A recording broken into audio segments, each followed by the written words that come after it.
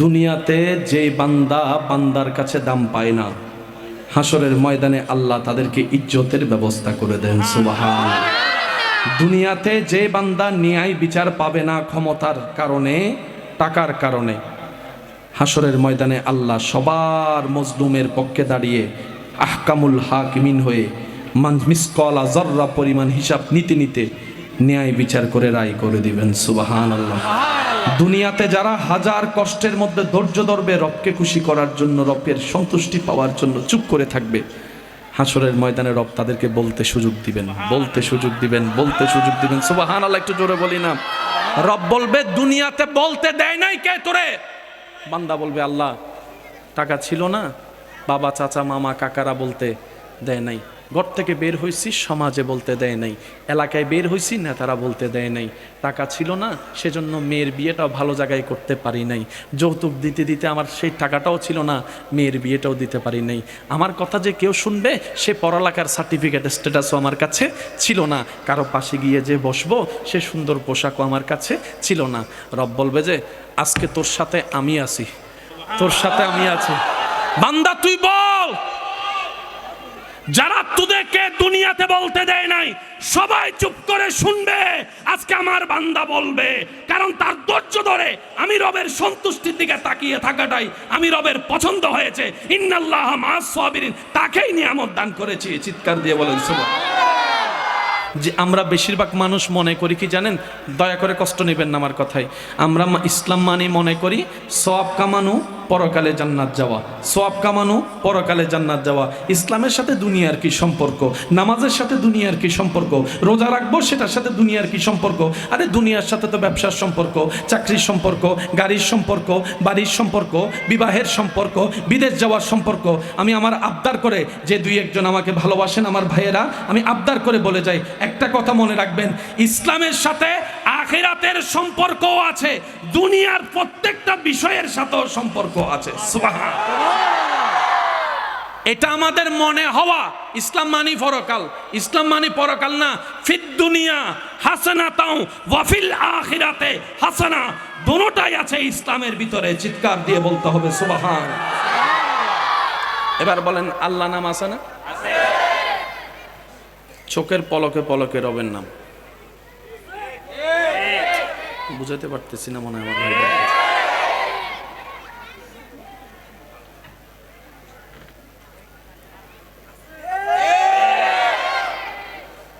আজকে ঘরে গিয়ে শোয়ার পরে কিংবা ওয়াশরুমে যাওয়ার পরে আপনারা একটু চেক করে দেখবেন, গেঞ্জিটা তুলে আপনার পেটের মধ্যে যে পশমগুলো আছে সেগুলো দুই ভাগ,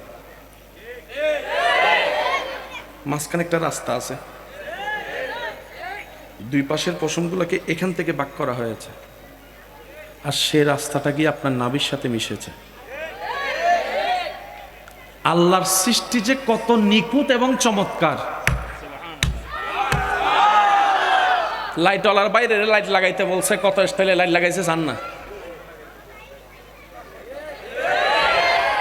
মাইকওয়ালা বাইরে মাইক লাগাইতে বলছে, সাউন্ড বক্স লাগাইতে বলছে, কত স্টাইলে লাগাইছে দেখেন না? 19, 20, 30 পার্থক্য। আমার ওয়াইস করতে দিছে, কত স্টাইলের ওয়াইস করতেছি দেখেন না? আপনাদেরকে শুনতে দিছে, কত রঙের স্টাইল করে বসছে দেখেন না? কিন্তু আল্লাহর কাজ দেখেন, আপনার দুইটা হাত বানাইছে, দুইটা হাত বরাবর। সুবহানাল্লাহ বলেন।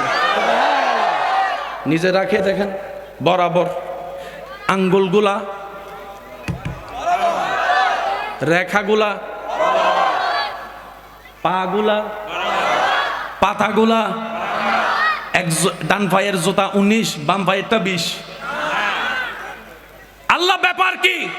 রব বলে যে আমি আমার সমস্ত সৃষ্টিকে নিখুঁতভাবে সৃষ্টি করেছি, আর সেই সৃষ্টি জগতে আশরাফুল মখলুকাত আমি আল্লাহ তোদেরকে দান করেছি। চিৎকার দিয়ে বলেন সুবহানাল্লাহ। নাক কয়টা?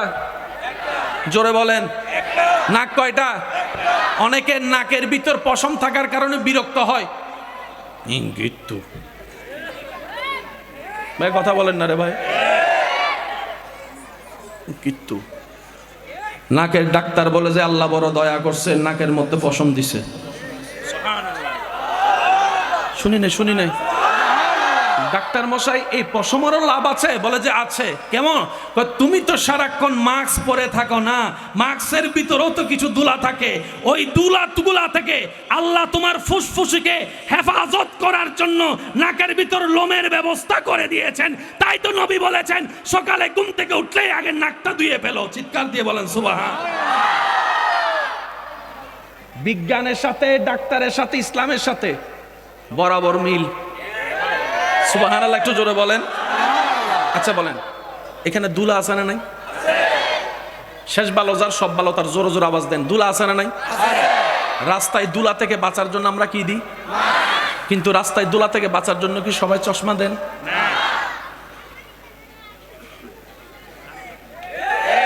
সুযোগ। দুলা দুই প্রকার, একটা দেখা যায় আর একটা দেখা যায় না। এখানে দুলা আছে না নাই? এবার আপনি যে তাকাই আছেন, দুলা চোখে ঢুকতেছে কি ঢুকতেছে না? তো এতগুলা দুলা যদি এক মাস ঢুকে, চোখ তো শেষ। চোখ এসো সিরিঙ্গা আওয়াজে হনবা চোখ। কিন্তু চোখ শেষ হয় না কেন? একটা বালু যদি চোখে পড়ে কসলাইতে কসলাইতে লাল হয়ে যায়। এতগুলা দুলা ঢুকে, চোখ এত পরিষ্কার কেন?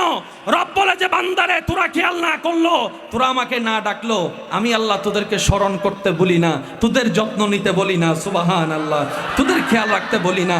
এবার বান্দা বলে যে আল্লাহ চোখের যত্ন তুমি কিভাবে নিচ্ছ?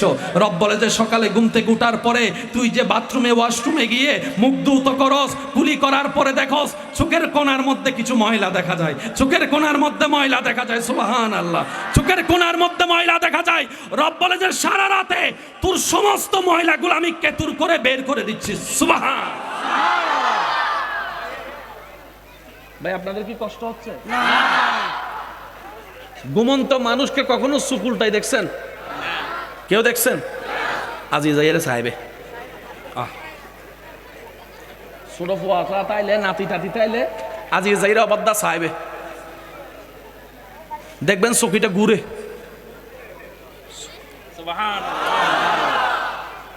কষ্ট না হলে বলেন সুবহানাল্লাহ।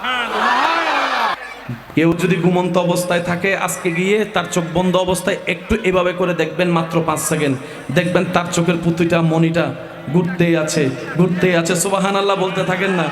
আপনি জগ্রাত অবস্থায় কখনো চোখের মনি গুনাতে পারবেন না মিনিটের পর মিনিট, কিন্তু সারা রাত চোখের পতিলি ঘুরতে থাকে, মনি ঘুরতে থাকে। সব দিকের ময়লা এক জায়গায় কন্যারে নিয়ে এসে আল্লাহ তাআলা সকালবেলা সেটা আপনার হাত দিয়ে পরিষ্কার করায় দেয়। তিনি আমাদের রব্বুল, জোরে বলেন তিনি আমাদের রব্বুল। সেই রব বলছেন ও আমার বান্দা এত কিছু তোকে দিলাম, তো এবার তুই কি করবি? বান্দাও বলে যে আল্লাহ আমিও তো আসলে চিন্তায় পড়ে গেছি, এত কিছু তুমি দিয়েছ আল্লাহ, আমি তোমার জন্য কি করব? কিছু একটা বলো না, আমি যেন তোমার জন্য করি। রব বলছে আকিমুস সালাত, নামাজটা একটু পড়িস। সুবহানাল্লাহ জোরে বলেন, নামাজটা একটু পড়িস। বান্দারে কষ্ট হবে বলে তোদের নবীর উসিলা করে 50কে আমি 5 বানিয়ে দিয়েছি। শেষ ভালো যার সব ভালো তার, সুবহানাল্লাহর আওয়াজ জোরে জোরে বলতে হবে সুবহানাল্লাহ। 50কে আমি তোদের কষ্ট হবে বলে 5-এর অঙ্কে এনে দিয়েছি। এই 5গুলাকে আবার লাগাতার দিই নাই, মাঝখানে বিরতি দিয়েছি। জোহর থেকে আসরের একটু বিরতি, আসর থেকে মাগরিবের একটু বিরতি, মাগরিব থেকে এশার একটু বিরতি। বান্দা তুই যে আমার জন্য পাগল হবি, নামাজ পড়বি, অনেক সময় দুনিয়া বুঝবে না। বউ পাগল হলে অনেক সময় স্বামীরা বুঝতে চাইবে না, স্বামী পাগল হলে অনেক সময় বউরা বুঝতে চাইবে না। তোর স্বামী হঠাৎ করে বলবে লাগাতার নামাজ দিলে আমি স্বামী চা বানাইতে বললে না করলে আবার তোকে পিটাইতে শুরু করবে। আমি চাই না তোর উপর কেউ আঘাত করুক, আমি চাই না তোর মধ্যে কেউ বাঁধা দেখ। সেজন্য আমি নামাজ দিয়েছি ফাঁকে ফাঁকে, যেন বাকি সময়টা তুই স্বামীর কাজ করতে পারিস, বউয়ের কাজ করতে পারিস। সুবহানাল্লাহ বলেন না। ওই যে ব্যবসায়িক মালিকের কাজটা যেন বুঝাই দিতে পারিস, ওই মালিকের কাজটা তুই 2 ঘন্টা কর, 5টা মিনিট এসে আমার নামাজটা আদায় করে যা, আমার নামাজটা আদায় করে যা। হ্যাঁ, আসল মালিক তো আমি, মালিক তো বেতনে না দেয়, বেতন দেওয়ার তৌফিক তো আমি আল্লাহই দিয়েছি, রিজিক তো আমি দিয়েছি, কিন্তু তোর ওই দুনিয়ার মালিকটা আমাকে ভুলে গিয়েছে, তো সে বুঝবে না, সেটাও আমি তোর জন্য বুঝিয়ে দিচ্ছি। বান্দারে তুই টেনশন করিস না, আসর থেকে মাগরিব মাঝখানে সময় কিছু বিরতি দিয়েছি, মাগরিব থেকে এশা সময় একটু বেশি বিরতি দিয়েছি। এবার বান্দা বলে যে আল্লাহ আমি বেশি আবাদত করতে চাই, আমি অনেক বেশি আবাদত করতে চাই, আমি অনেক বেশি তোমার দরবারে দাঁড়ায় থাকতে চাই। সুবহানাল্লাহ। মওলা গো, তুমি এত নিয়ামত দিয়েছো, সে নিয়ামতের শুকরিয়া করতে আমার দিল চাচ্ছে, বুক ফেটে যাচ্ছে তোমাকে খুশি করার জন্য। ও মওলা, আমি অনেক আবাদত করতে চাই, কিন্তু সময় তো মাঝখানে কম কম করে দিয়েছো। আল্লাহ আমাকে একটু সুযোগ দাও না, যেন আমি মন ভরে তোমার জন্য ইবাদত করতে পারি, তোমাকে খুশি করতে পারি, তোমাকে রাজি করতে পারি। সুবহানাল্লাহ। বান্দার সেই আকুতি মিনতি দেখে রব্বুল আলামিন বলে, যদি আমি তোকে জোহর এবং আসরের সময়ের মতো দিই, মালিক তোকে আবার ডেকে দিবে, তোকে আবার সেই মালিক ডাকবে কাজের জন্য, চাকরির জন্য। বান্দারে যা, এশা থেকে ফজর পর্যন্ত লম্বা সময় দিলাম, লম্বা সময় দিলাম, লম্বা সময় দিলাম, আরামের জন্য ঘুমের সুযোগও করে দিয়েছি। গভীর রাতে তাহাজ্জুদ করে করে, তাহাজ্জুদ পড়ে পড়ে আমি রবের সাথে প্রেমের আলাপ করারও সুযোগ দান করে দিয়েছে। সুবহান। রাতের 3টা বাজে তোর মালিক তোকে ডিস্টার্ব করবে না, রাতের 3টা বাজে তোর স্বামী তোকে ডিস্টার্ব করবে না, রাতের 3টা বাজে তোর বউ তোকে জ্বালাবে না, রাতের 3টা বাজে তোর দুনিয়া তোকে জ্বালাবে না। সবাই ঘুমায় থাকবে, তুই দাঁড়িয়ে থাকবি, সবাই ঘুমের মধ্যে থাকবে, তুই দাঁড়িয়ে থাকবি, সবাই নিশ্চুপ হয়ে থাকবে, তুই ফিস ফিস করে আমি রবের প্রশংসায় বলবি আলহামদুলিল্লাহি রব্বিল আলামিন আর রহমানির রহিম মালিকি ইয়াউমিদ্দিন ইয়াকা না'বুদু ওয়া ইয়াকা নাস্তাইন ইহদিনাস সিরাতাল মুস্তাকিম ইহদিনাস সিরাতাল মুস্তাকিম। রব বলে, বান্দা তুই চুপি চুপি পড়তে থাকবি দুনিয়ার মাটি থেকে, আমি রব শুনতে থাকবো তোর আওয়াজ, আমি রব শুনতে থাকবো তোর আওয়াজ, আমি রব তাকায় থাকবো, আমি রব রহমত দিয়ে দেখতে থাকবো।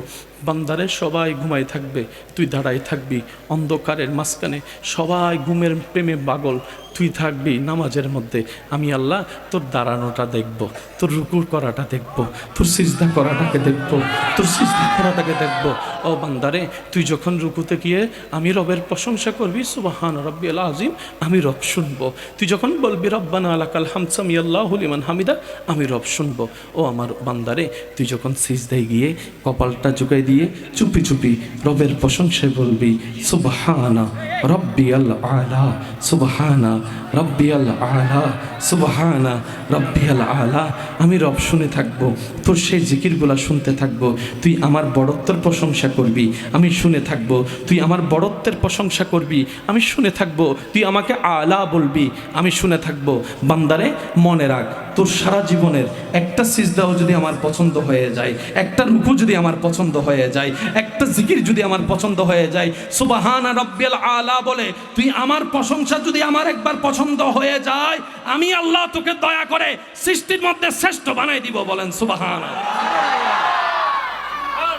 সেজন্য সাধারণ বান্দা আল্লাহর ওলি, আল্লাহ বান্দার মধ্যে পার্থক্য এখানে।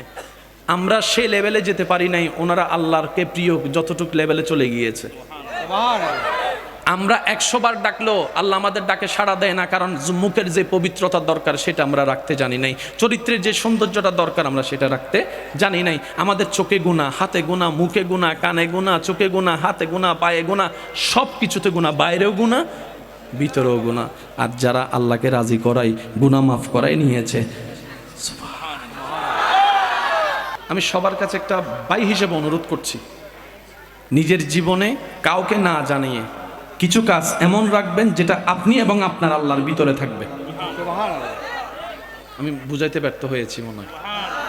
আপনি যাই করেন, 1-2টা কাজ এমন রাখেন সেটা শুধু আপনি জানবেন আর আপনার আল্লাহ জানবে। পাশে বউ বসে আছে, জানতে দিবেন না। পাশের স্বামী বসে আছে, জানতে দিবেন না।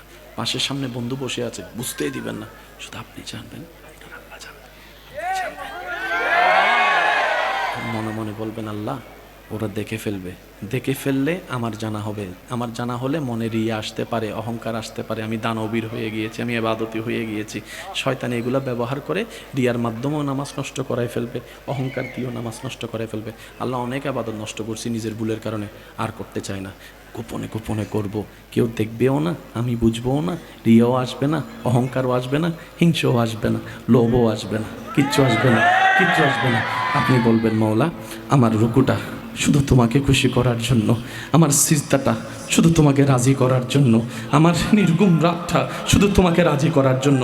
মওলা রে আমার সামর্থ্য নাই, তুমি দান করা পছন্দ করো, কিন্তু আমার তো তৌফিক নাই। কিন্তু আমি কোনো নারাজ না, আমি কোনো হা হুতাশ করছি না। তুমি 5 টাকা দিলো আলহামদুলিল্লাহ, 2 টাকা দিলো আলহামদুলিল্লাহ। আসার সময় তো কিছু নিজে আনি নাই, লস আর হবে কোত্থেকে, আমার নিজের সম্পত্তি বলতে তো কিছু নাই। এসে যা পাইছি সবগুলা তো তোমার দান, সবগুলা তো তোমার দান, সবগুলা তো তোমার দান। যা পেয়েছি সব তোমার দয়া, রেখেও যাব যা সেগুলো আমার না। সুতরাং পাইলেও আলহামদুলিল্লাহ, না পাইলেও আলহামদুলিল্লাহ। আল্লাহ তুমি যে দয়া করে আমাকে আজকে 10 টাকা কামাইতে দিছো, এই দেখো আল্লাহ এই 2টা টাকা আমি শুধু তোমাকে খুশি করার জন্য। তোমার একজন অভাবী হুজুরে বলে হাতে কি দিছে আমি দেখি নাই। আমার ভাইয়া বলে আমিও হাত দিতে দেখছি, কিন্তু ভিতরে কি দেখি নাই। আমার চাচাও বলতেছে দেখি নাই। আমিও বললাম যে আমি তো সব কিছু দেখতেছি, তারপরেও তো আমি হাত দিতে দেখছি, দেখি নাই। বান্দাটা বলে যে দেখার তিনি দেখেছে, যে দেখার তিনি দেখেছে। সুবহানাল্লাহ জোরে বলি। অনেক সময় আমরা অনেক বড় বড় দানও আমাদের নষ্ট হয়ে যায় এই লোক দেখানো রিয়াটা চলে আসার কারণে। অনেক ইবাদতও আমাদের নষ্ট হয়ে যায় লোক দেখানো ওই রিয়াটা চলে আসার কারণে। রব বলে যে আমি জানি, আমি জানলেই চলে, মানুষ জানলে কেন, তুই খুশি হলি কেন, আমি এই ইবাদত নিব না। এবার বান্দা বলে যে আল্লাহ 2 টাকা আমি তোমার জন্য দিছি, তোমাকে খুশি করার জন্য দিছি, শুধু তোমাকে রাজি করার জন্য দিছি। রব বলে যে যেটা কেউ দেখে না সেটা আমি দেখতে চাই, যেটার প্রতিদান কেউ দিতে চায় না সেটার প্রতিদান আমি রব দিতে চাই। তুই 2 টাকা দিছস আমার জন্য, যা আমি আল্লাহ খালেক মালেক কাদের ডান কাঁধের ফেরেশতাকে রায় করে দিলাম, আমার বান্দা আমার খুশির জন্য 2 দিয়েছে, তার আমলনামায় 2000 কোটি টাকা দেওয়ার চাইতো বেশি সওয়াব লেখার ব্যবস্থা করে দাও, আমি আল্লাহ অর্ডার করে দিলাম। চিৎকার দিয়ে বলেন সুবহান। সেজন্য বলা হয় আল্লাহর জন্য যা ত্যাগ দেওয়া হয়, আল্লাহর জন্য যা করা হয়, সেগুলোর মধ্যে কোনো লস প্রজেক্ট নাই, লাভে লাভ, লাভে লাভ, লাভে লাভ। 10 টাকা থেকে 8 টাকা দিলে বাড়ে না কমে? 10 টাকা থেকে 8 টাকা দিয়েছেন বলেন না, 1000 থেকে 200 দিয়েছেন, কিন্তু আলেমকে জিজ্ঞেস করেন যত জ্ঞান দেয় তত জ্ঞান। শিক্ষকরা ছাত্রকে যত পড়ায় ওনার জ্ঞান জোরে বলেন কিরে, জ্ঞান দিলে কমে না কেন? জ্ঞান দিলে খরচ হয়ে কমার কথা, এটা কমে না কেন?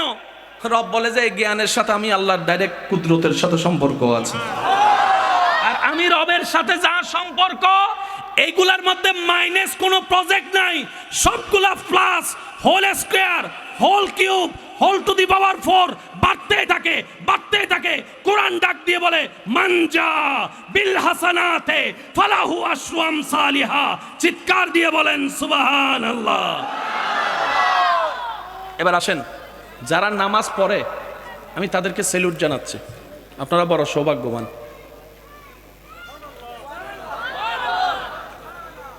মন খুলে বললে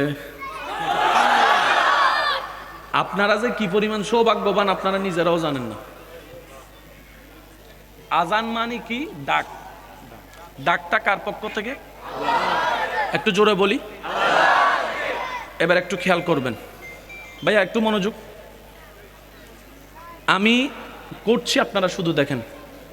একজন ভাইকে আমি ইঙ্গিত করে বললাম ভাই আজ এদিকে আসো, আপনারা সব কিছু দেখলেন, আমি যে ওনাকে ডাকলাম, উনি দেখেও না দেখার বান করে ওদিকে তাকায় আছে। আপনারা 5-6 জন এটা দেখছেন, দেখার পরে ওনাকে কি ভালো বলবেন না খারাপ বলবেন?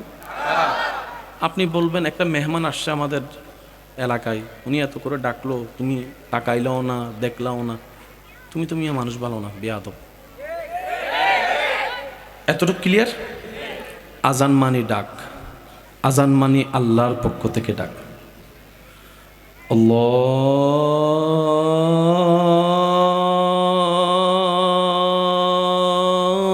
আল্লাহু আকবার, আল্লাহু আকবার। আল্লাহর পক্ষ থেকে আমাদের জন্য ডাক আসছে, বান্দা আয়, বান্দা আয়। আপনি আমি আজান শুনো নামাজে না যাওয়ার মানে কি জানেন? শুনো, ডাকতেছে বান্দা আয়। এবার বলেন আদব না বেআদব? এরপরও যে আল্লাহ আমাদের রিজিক বন্ধ করে নাই, এটা শুকরিয়া করতে হবে আমাদের। এরপরও যে আল্লাহ আমাদের পা ভেঙে দেয় নাই, এটা শুকরিয়া আদায় করতে হবে। এরপরও যে আল্লাহ আমাদের রিজিক বন্ধ করে দেয় নাই, শুকরিয়া করতে হবে। কথা বলেন ঠিক কি না? মনে রাখবেন ভাই, আজান মানে আল্লাহ আপনাকে ডাকতেছেন, বান্দা আয়।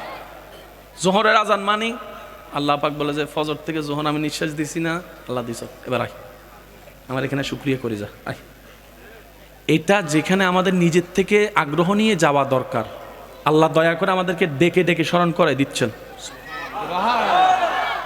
যেখানে আমাদের নিজেদের থেকে যাওয়া দরকার, সেখানে আল্লাহ আমাদেরকে ডেকে ডেকে স্মরণ করে দিচ্ছে, বান্দা আয়। হাইয়া আলাস সালাহ,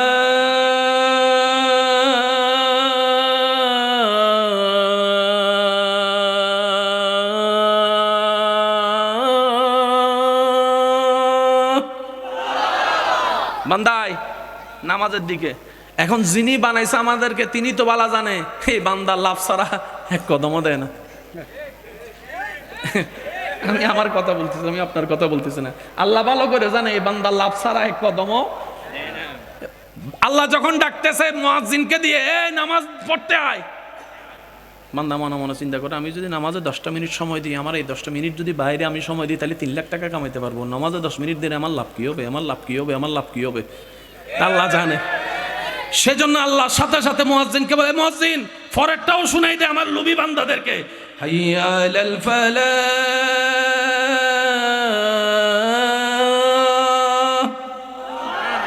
লস হবে না, লাভ হবে, আয়।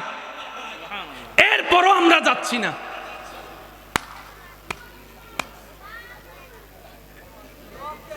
বুঝতে পারি না মনে কথা।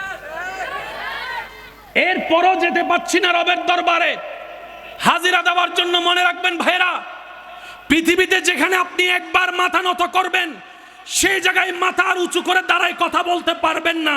কিন্তু রবের দরবার এমন মহান দরবার, যেখানে বান্দা যত মাথা ঝুঁকাবে, রব্বুল আলামিন তার মাথাকে তত সম্মানে উঁচু করাই দিবে, করাই দিবে, করাই দিবে। রব বলে যে মন থেকে আমি রবের কাছে মাথা ঝুঁকাই, আমি দুনিয়াবি বিষয়ে আমার বান্দার মাথাকে কারোর সামনে আমি নত হতে দিই না। আপনি দেখেন আমরা কারো না কারো ঠেকাই আছি, ভাই বলেন না রে ভাই কোন। কিন্তু দেখেন হযরত শাহজালাল ইয়ামানি বিনদেশ থেকে এখানে এসেছেন। বিনদেশে কোনো কিছুই ছিল না, এত অত্যাচারের ভিতরে কিন্তু ওনার কারো কাছে মাথা নত করতে আল্লাহ দেয় নাই, মাথা নত করতে দেয় নাই। জীবন এটা একটু পড়ে দেখেন, এত অত্যাচারের ভিতরে আল্লাহ কোনো না কোনো ভাবে আল্লাহর বন্ধুদেরকে তুলে নেয়। হিন্দাল ওয়ালি বান্দা নামাজ, গরিবে নামাজের জীবন এটা দেখেন, আল্লাহ কিন্তু মাথা নত করতে দেয় নাই। জালেম জুলুম করেছে, গরিবে নামাজকে মাথা নত করতে আল্লাহ দেয় নাই। রব বলে যে ও মঈনুদ্দিন, তোর মাথা আমার রবের দরবারে ঝুঁকেছে, আমি তোর মাথার জিম্মা নিলাম, কপালের জিম্মা আমি নিলাম। আমি আল্লাহ কাউকের সামনে তোমার মাথাকে ঝুঁকতে দিব না, এটাই আমি আল্লাহর শান। বলেন না সুবহানাল্লাহ। আমরা এই নিয়ামত পাচ্ছি না কেন জানেন? আমরা যখন ঝুঁকি এটা দিয়ে ঝুঁকি। জোরে জোরে জোরে জোরে আমাদের এটা ঝুঁকে, এটা ঝুঁকে, এটা ঝুঁকে, এটা ঝুঁকে। যেদিন কপাল না খাতের সাথে দিলটা ঝুঁকে যাবে রবের দরবারে, যেদিন দিলটা একবার ঝুঁকে যাবে, সেদিন দেখবেন রাজত্ব আপনার, রাজত্ব আপনার। কোরআনের আয়াতটার দিকে যদি একটু মনোযোগ দেন, ইন্নাস সালাতা তানহা আনিল ফাহশায়ে ওয়াল মুনকার। আল্লাহ কি চমৎকার একটা কথা বলেছেন, এই একটা শব্দের ভিতরে পুরা সমাজ বিজ্ঞান, রাষ্ট্রবিজ্ঞান আল্লাহ সব নিয়ে আসছেন। আর একটু জোরে বলি সুবহানাল্লাহ। মনে রাখবেন, অশ্লীলতা যত বেড়ে যাবে, বেহায়াপনা যত বেড়ে যাবে, অশ্লীল খারাপ কাজ যত বেড়ে যাবে, তত নতুন নতুন রোগের সৃষ্টি হবে, নতুন নতুন রোগের সৃষ্টি হবে। এমন এমন রোগের সৃষ্টি হবে যেটা অতীতের মানুষ কখনো কল্পনা পর্যন্ত। এটার বাস্তব রেখা বর্তমানে দেখা যাচ্ছে কি যাচ্ছে না? একটু জোরে বলেন। এবার আমি আপনাদেরকে একটা কথা বলি, আপনারা শুধু আমাকে উত্তর দিবেন। ওই যে কথাই বলেছিলাম, আমাদের দেশ সবাই মিলে বলেন, আমাদের দেশ বাংলাদেশের জেলা থানা আছে না? সবকিছু কি গরু ছাগলকে ঘিরে না মানুষকে ঘিরে? এবার মানুষ থাকলেই তো দেশ, মানুষ থাকলেই তো জেলা, মানুষ থাকলেই তো থানা। মানুষই যদি না থাকে জেলা থানার, এবার আপনারা বলেন এই মানুষকে টিকে রাখার জন্য, মানুষকে সুশৃঙ্খল রাখার জন্য আইনের দরকার আছে না নাই?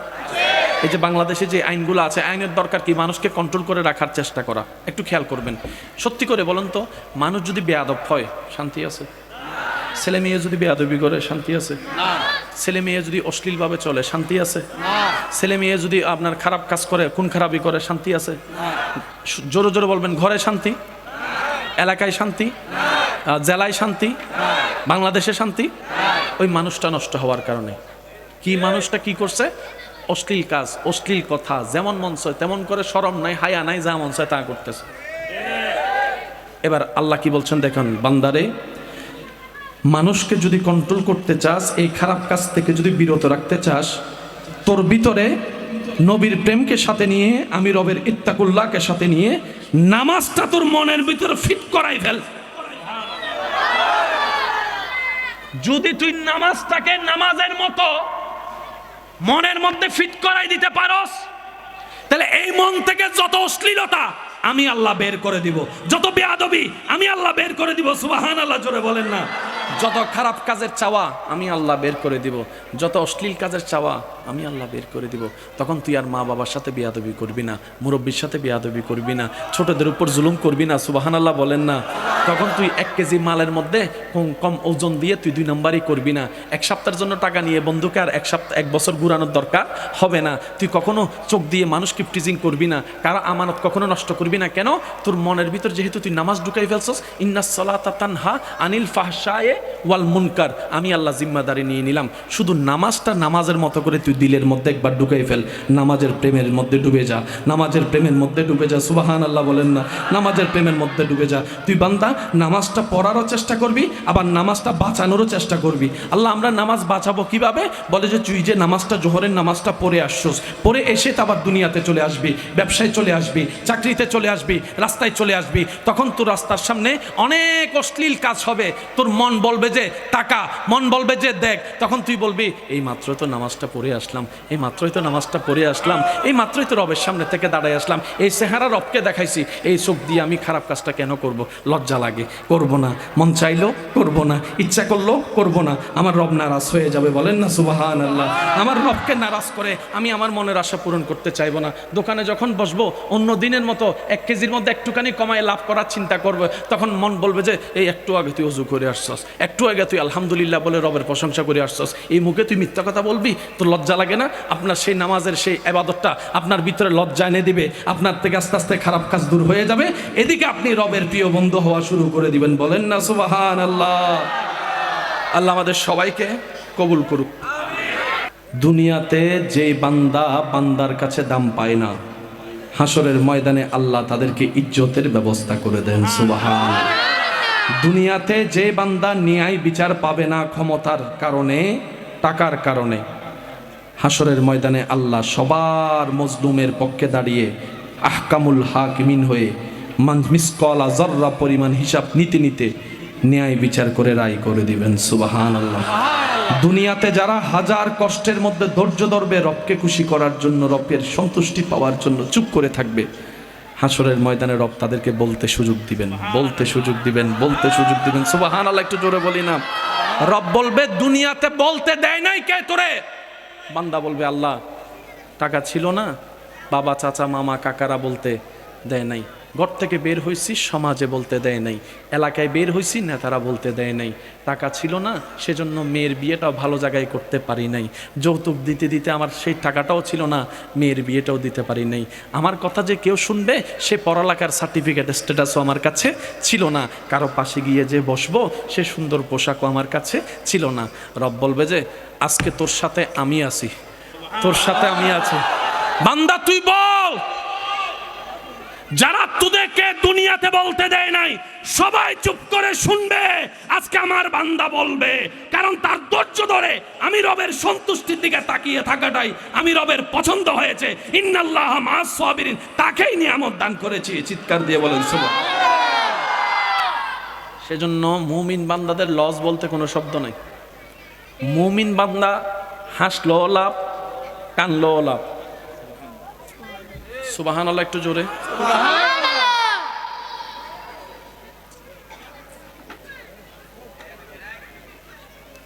মুমিন বান্দা, আবার কথাটা শুনবেন, মুমিন বান্দা হাসলো লাভ, কানলো লাভ। মুমিন বান্দাদের ক্যাটাগরিতে লস বলতে কোনো শব্দ, জোরে বলেন, লস বলতে কোনো শব্দ। মুমিন বান্দা দান করলো লাভ, নিয়ত করলো লাভ। মুমিন বান্দা ফুল দিলেও লাভ, কাটা ফুটলেও লাভ। মুমিন বান্দা যারা হবে তাদের ক্যাটাগরিতে লস বলতে কোনো শব্দ নাই, নাই, নাই। দুনিয়াতেও লাভবান, আখিরাতেও লাভবান। ওয়ালিল্লাহিল ইজ্জাতু ওয়ালি রাসূলিহি ওয়ালিল মুমিনিন। চিৎকার দিয়ে বলেন সুবহানাল্লাহ। ইউসুফ নবীকে লস করার জন্য কুফে ফেলছে। সবাই বলে যে loss loss loss loss loss. Yusuf নবী মুস্কি মুস্কি হাসতেছে। বুঝার জন্য বলছে, একটু বলেন না সুবহানাল্লাহ। স্বাস্থ্য ভাই, জ্যাঠতো ভাই, খালতো ভাই, মামতো ভাই সবাই বলতেছে ইউসুফের বাকফল লস। ইউসুফ নবী মুস্কি মুস্কি হাসতেছে। কি রে ভাই, আপনি না লসে আছেন? লসে মানুষ কান্দে না, যারা কান্দে তারা বান্দা না।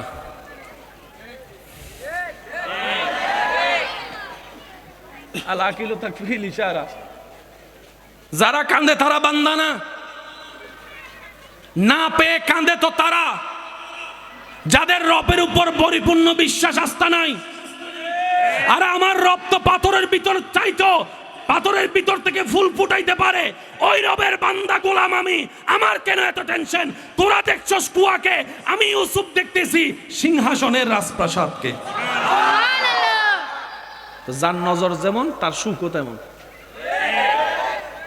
ওই দিন কিতাবে না কোথায় জানি একটা পড়ছিলাম না শুনছিলাম, আমার ঠিক মনে পড়ছে না, কথাটা কিন্তু আমার কাছে চমৎকার লেগেছে। একজন জিজ্ঞেস করছেন একজন আল্লাহওয়ালা ব্যক্তিকে, আল্লাহ আমার উপর কতটুক খুশি, কত পরিমাণ খুশি আমি কিভাবে বুঝবো? উনি এক কথায় এত চমৎকার একটা উত্তর দিয়েছেন যেটা আমার হৃদয়ে লেগেছে।